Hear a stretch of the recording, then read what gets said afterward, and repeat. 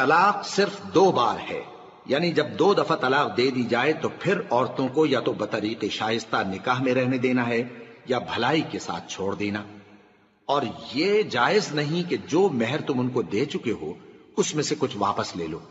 ہاں، اگر زن و شوہر کو خوف ہو کہ وہ اللہ کی حدوں کو قائم نہیں رکھ سکیں گے تو اگر عورت خاوند کے ہاتھ سے رہائی پانے کے بدلے میں کچھ دے ڈالے تو دونوں پر کچھ گناہ نہیں۔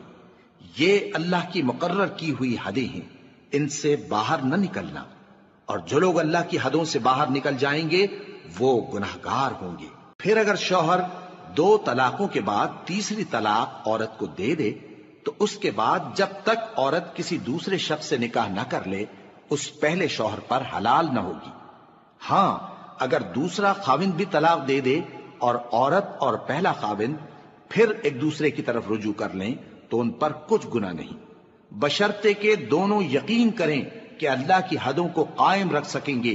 اور یہ اللہ کی حدیں ہیں، ان کو وہ ان لوگوں کے لیے بیان فرماتا ہے جو علم رکھتے ہیں۔